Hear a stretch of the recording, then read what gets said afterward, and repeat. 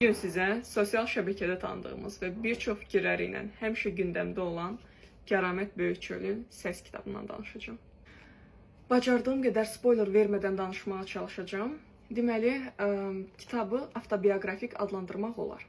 Çünki burada yazıcı öz başına gələn hadisələrdən danışır və kitabın arxasında da qeyd olunduğu kimi arada bir nağılvari təsvirlərə də rast gəlirik. Biz isə keçək kitabın mövzusuna.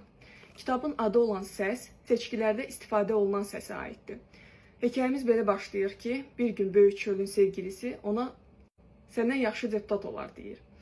Və bu fikirlə də Böyükçöl deputatlığa namizədliyini verməyə fikirləşir. Və daha sonra biz öyrənirik ki, bir vaxtlar Böyükçölün atası da deputatlığa namizədliyini verib. Kitabda mənə qəribə gələn şey isə Böyükçölün bütün real vəzifəli şəxslərin adlarını ad-baad çəkməsi və nələr elədiklərini yazması oldu.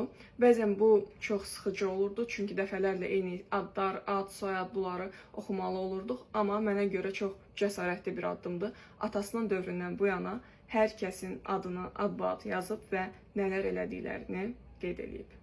Amma məni narahat edən şeylərdən biri bu idi ki, Böyükçöl sevgilisi ilə olan bütün məqamları, bütün söhbətləri açıq formada yazmışdı. Burada təbii ki 18+ heç nədən söhbət getmir, belə şeylər yoxdur ümumiyyətlə bu kitabda. Amma real bir insanın dialoquna və yaxud da nələr elədiyinə şahid olmaq istəməzdim, bunları oxumaq istəməzdim. Bəlkə də real olmasaydılar məni bu qədər narahat eləməzdi, amma bilmirəm, real olub bu insanlar, bəli, bunu real danışıb, bunu real yaşayıb, bu şeyləri fikirləşəndə mən biraz narahat oldum. Sizi bilmirəm.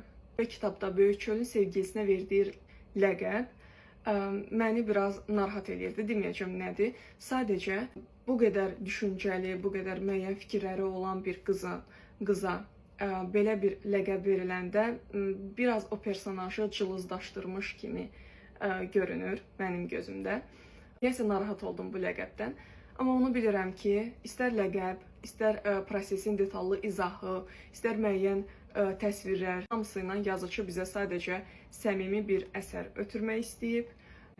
Bəyənib bəyənməmək hər kəsin öz zövqünə bağlı bir şeydir. Bununla bağlı da heç nə deməyəcəm. Sadəcə bəzi məqamlar çox uzadılmışdı. Ona görə biraz uzadılmış bir kitab kimi fikirləşirəm bunu. Əgər kitab sizə bu hissəyə qədər maraqlı gəldisə, diqqətinizi çəkdisə, alıb oxuya bilərsiniz. Belə. Bye bye.